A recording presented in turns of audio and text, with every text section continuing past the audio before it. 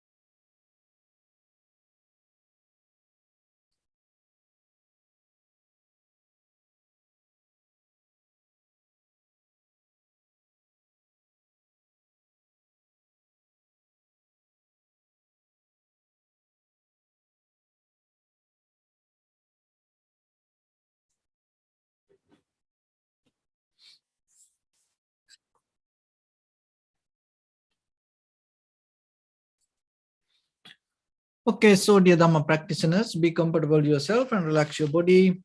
Keep your back straight, neck head straight in one line, and your right palm on your left. So gently close your eyes and bring your attention to this bell sound. And while you're focusing to the sound, mentally relax your body, relax your mind, and relax your breathing with your thoughts. So do nothing extra. Just follow the sound, please.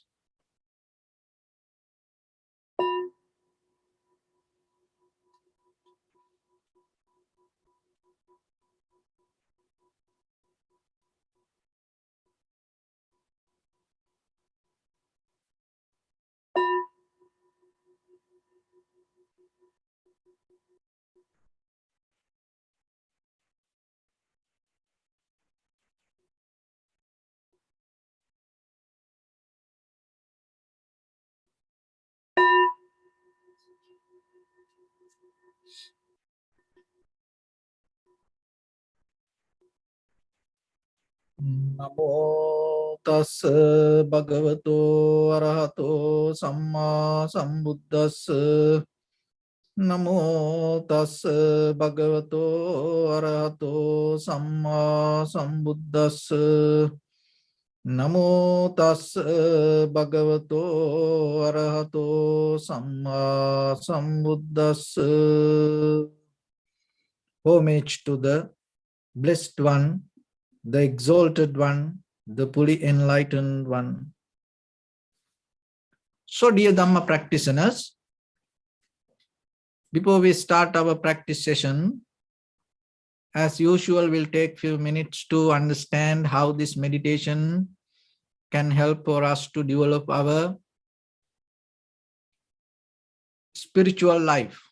So when it comes to our spiritual life, it is very important to understand the mechanism and how it can bring the development to us. Because it is not just the practice. Practice is a part of it. While you're practicing, you should have an understanding, and you should bring that understanding to practice. And by practicing, you have to bring the change or the development to yourself.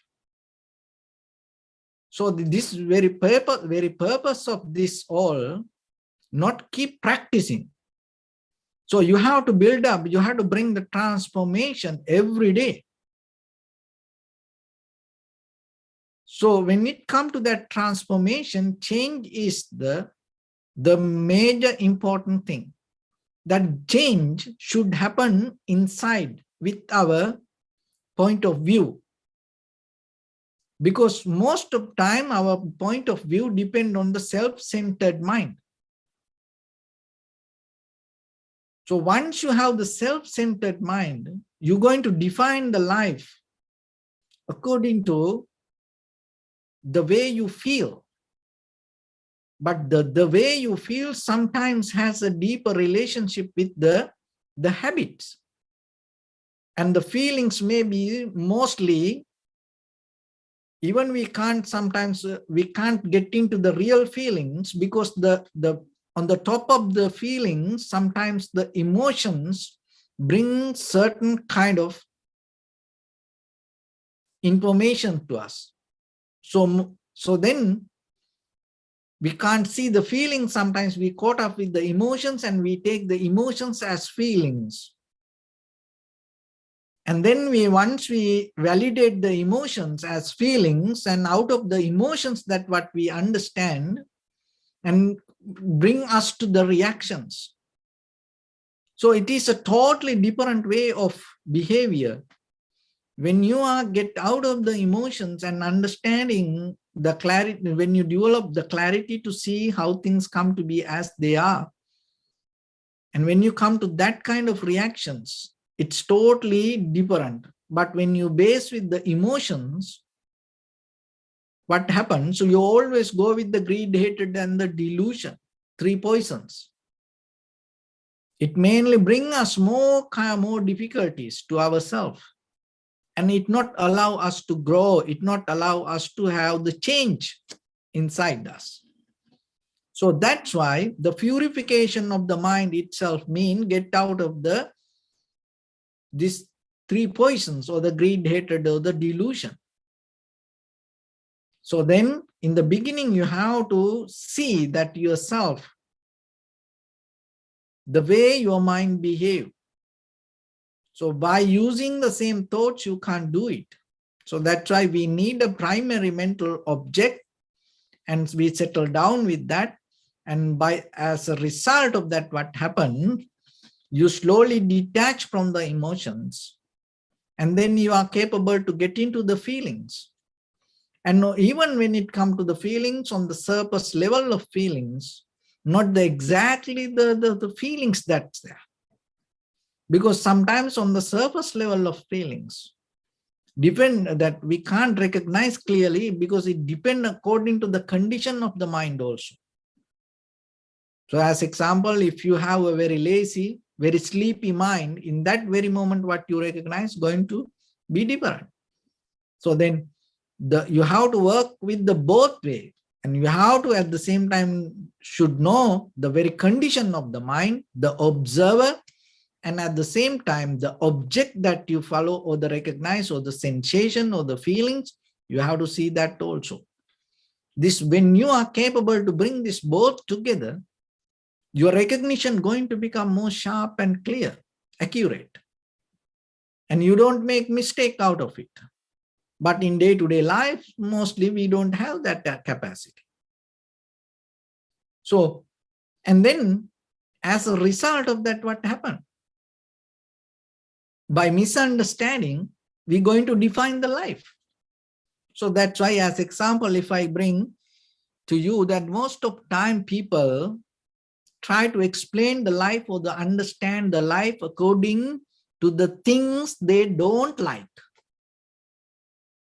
You know, sometimes we say, oh, I don't like this. I don't like this. I'm not that kind of person. So like that, we define our life, we understand our life, we explain our life, we share our life through the things which we don't like. From where it comes? When you don't like something, mean what? That there is a very deeper resistance that you already develop. When you are in the resistance, there is a struggle. You detach from the very reality of life. So once you detach from the reality of life, how are you going to define the life? That's the fair question that you have to ask yourself. And then the other thing is that if you have the desire, oh, I like this, I like that. So in that way, completely 100% through the desires that, or the goals or the intentions, especially with the self-centered intentions, when we try to define the life, that also not going to become right. So then you have to bring the balance. So that balance, it's kind of like one way is the behavior and belief. So that is the one thing that you have to build up the bridge in between the behavior and belief. Another one is that imagination and the reality. Because the imagination is that as ordinary people, we live with the imagination. But what happened to us is our reality. So what you imagine may be not going to happen to you. But out of what happened to you, you build up your imagination. But how about if you are capable to bring the imagination and the reality and build up a bridge, behavior, and our lifestyle itself may be totally different, and maybe our believing is totally far away from something. But how about if you are capable to build up a bridge in between behavior and belief? So the belief come out of the faith, conviction. So that is a very foundation or the roots of the spiritual development. We all need something like that. If you come to a point and say, I don't believe something, so it's good. But if you should, somehow you have to anchor to some kind of spiritual practice.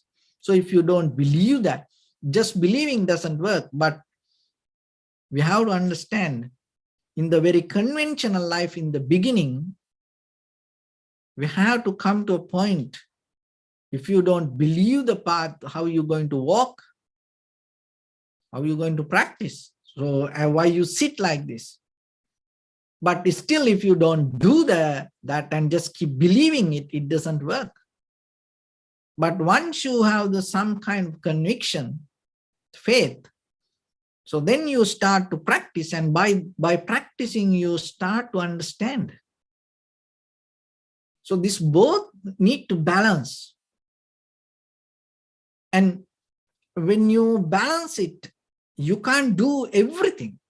It's like using pharmaceutical products. Sometimes, when you take some certain kind of medicine, the doctors mention, so you should not take this kind of food. And maybe say, don't take it. And if you drive, so because sometimes you feel sleepy after you take it. And so you should drink this much water. And maybe you have to take this with food. So like that, there's something. It is not only one thing that you do. There are some other things will help you to maximize and get the best out of your practice. So the same thing with your mental practice also. So that's why the conviction is a key point. While you're practicing, just practice itself doesn't work. Why you practice? Out of practice, what do you want? You have to question, and you have to look into yourself and see. And that from where it comes. Because if it is come from the greed, hatred, and the anger and the jealousy, ignorance, that kind of way, it always takes you to that kind of nature. So then it should come kind of like away from the wisdom. It should come kind of like a way through some kind of clarity and understanding. So that's why listening is a very important part, because listening will allow you to have that quality. Develop that clarity in you. So it will help you to not to bound to yourself, but to put your effort to practice. So without holding to yourself, once you come to practice, that is where your development going to happen. So otherwise you always hold it to as who you are. And if you try to keep practice, maybe you feel for the moment something, but it's you keep going round and round at the same place. So then while you practice, you remember, don't hold anything. But still you have to bring your effort to practice. So for that, you need the energy, that you need the trust, conviction. And so that way, your imagination and your reality start to build because the reality means what's the moment of experience. So that is, we start to build up a connection. So that connection itself take you forward. When you go forward like that, what happened? There's a deeper resistance, turbulence happen inside you, unrest happen inside you with your own patterns. So if you look very carefully to your own life, you will see there are certain patterns in you. And most of time, unknowingly, unconsciously, that pattern we interpret as ourselves. I am. But it is a pattern. It is not you. To recognize that, you have to have a deeper, very clear, sharp mind. So without practicing that, to observe, and without developing that sharpness, how you can see. So that's why the meditation is a method, develop that sharpness. So for that, in the beginning, you have to have the physical balance. That is where we build up the posture. We come with the posture. So once you settle down with the posture, allow that everything to settle down as it is. And learn to accept it. At least physically, try to accept it.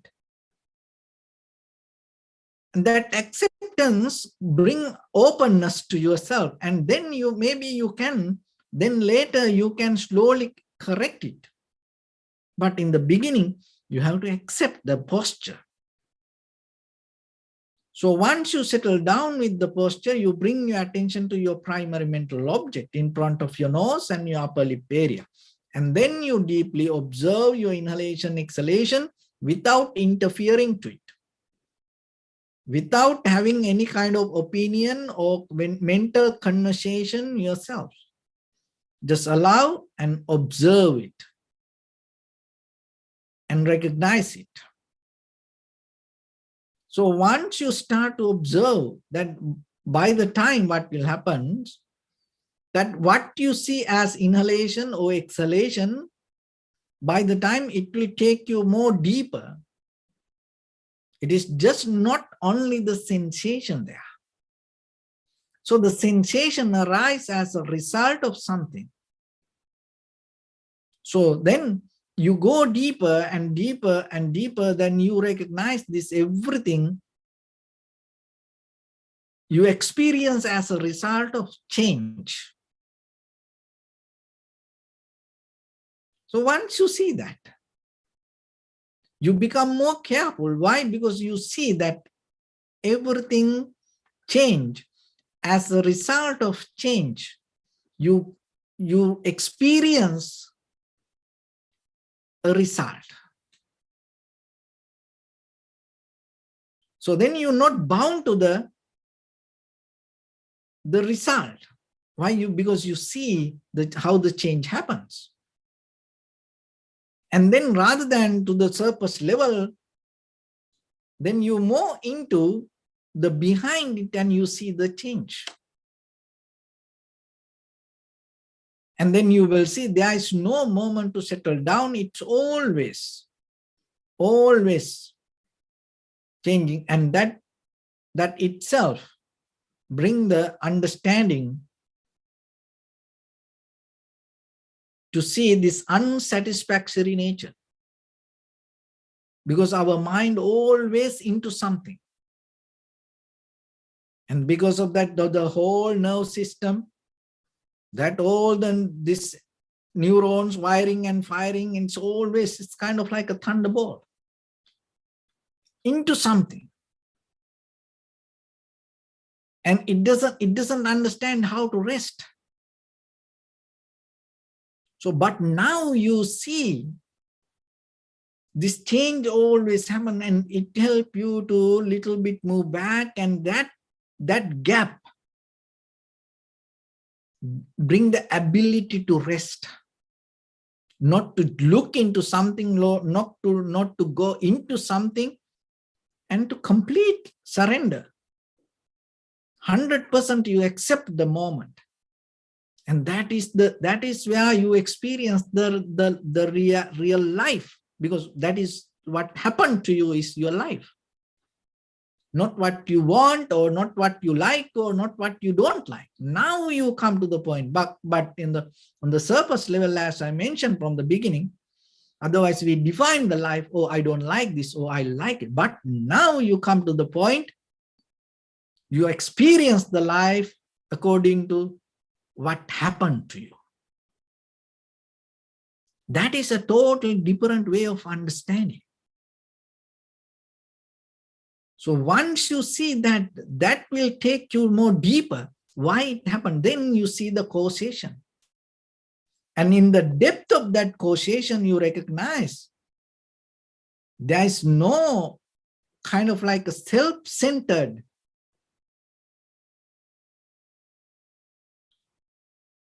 activity. It's that all activities happen according to the cause and effect. That is why you get out of the self-centered mind or the self-centered idea. So this is a step-by-step process, but that purification comes out of the deeper understanding and clarity. So you have to get into that by practicing yourself.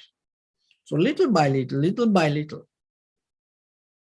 It is not by imagination, not through by the kind of like an intellectual way of understanding. That is very necessary in the conventional level. But remember, there is a totally different way of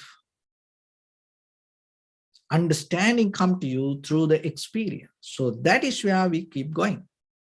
So then you have to be patient, and at the same time bring your effort knowingly that you are the one who going to get the benefit out of this. So then you have to give your best for that. It's a moment by moment process, even though we have a goal, but in this very moment, what you have to do, you have to be very sharp and clear with that. So in that very moment, what you need to do, just observe the sensation. So recognize it, be 100% clear with that.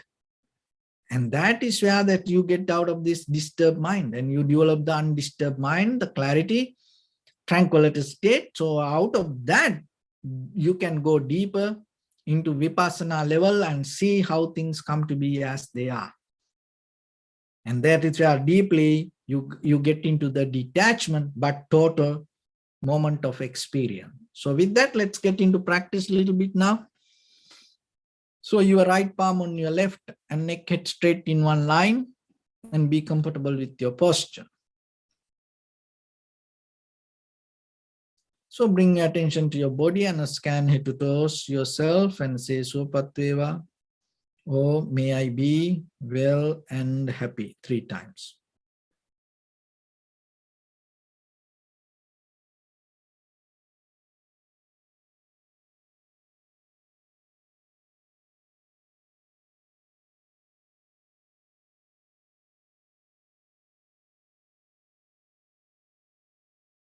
Take a moment and think. We gathered here in this moment to practice this ancient meditation technique. All the Buddhas, all the enlightened masters followed this path and achieved wisdom. So we also gathered here to accumulate that knowledge. In this moment with this sitting, may my body become more comfortable. May my breath be more smooth. May no difficulties come to me. May all the success come to me. Also think for a moment. This is the last moment we're spending in this very lifetime. And detach your mind from all your past memories and as well as any kind of future thoughts. Just try to remain in the present moment, observing the sensation of your inhalations and exhalations. So in the beginning, deeply and gently, breathe in, breathe out 3 times and find the sensation, please.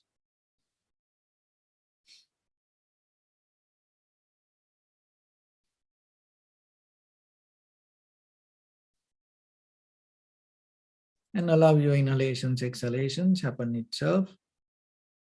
And when it happens through the sensation, recognize it. Do nothing extra.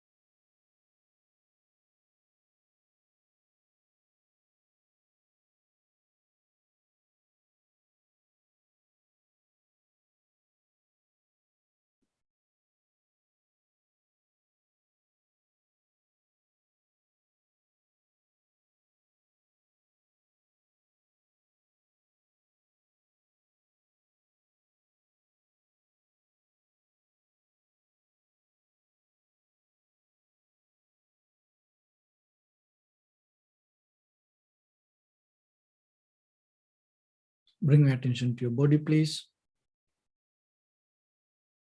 Observe your posture.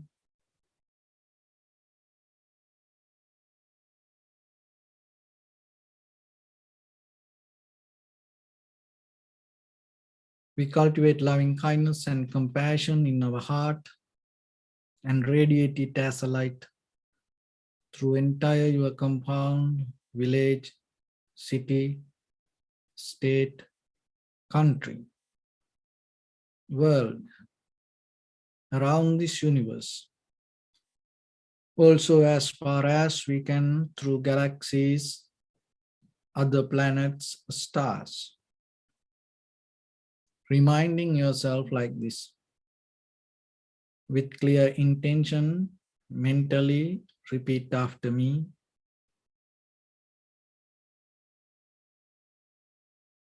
May all living beings in this universe be well and happy.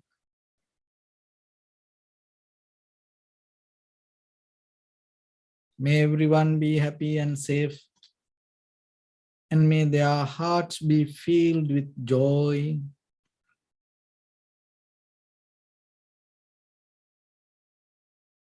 May all living beings live in security and in peace.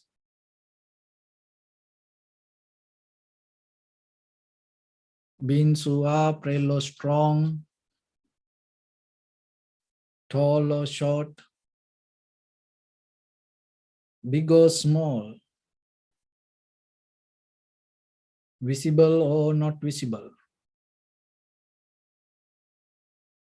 near or far away.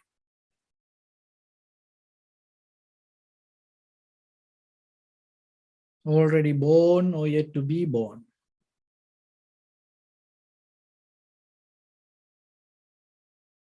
May all of them dwell in perfect tranquility.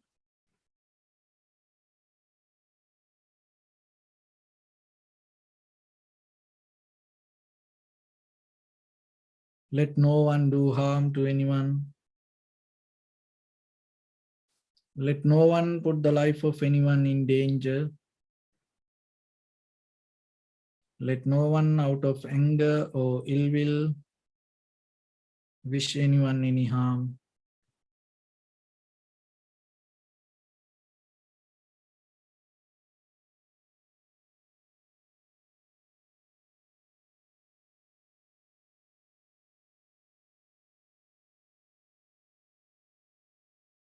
Expand the loving kindness and compassion beginning from your heart.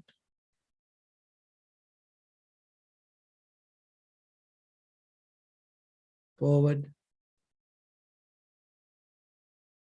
Visualize yourself and send it as a light.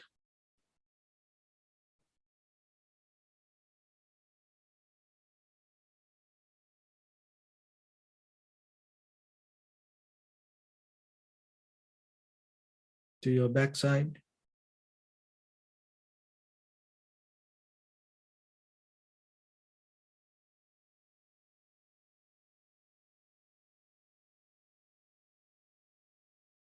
To your left side.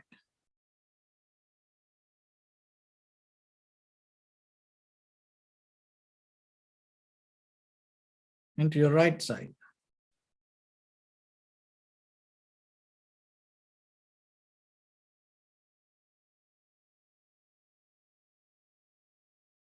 Downward.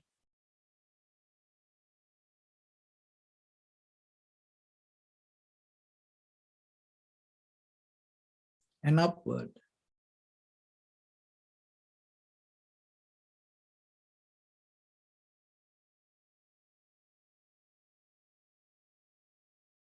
To all 6 directions at once.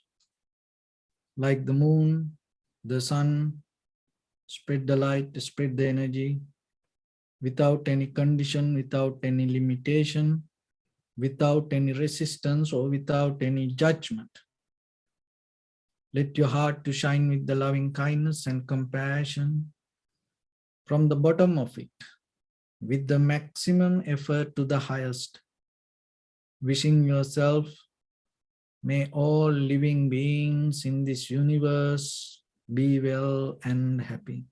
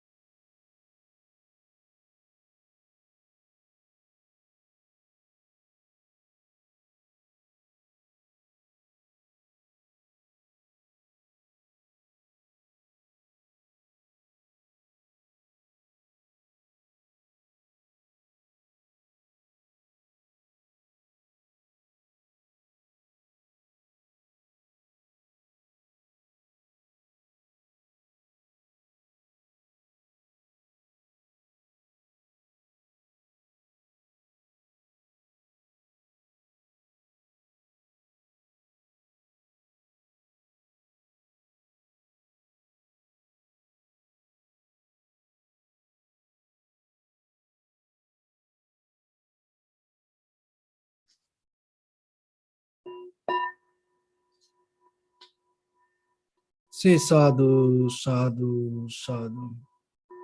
So first of all, we offer this practice to the great qualities of the Buddha, Dhamma and the Sangha.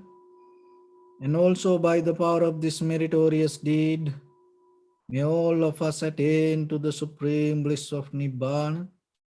May all your guardian angels and deities will receive these merits and increase their longevity and protect all of you from any kind of planetary influences or any ill effects.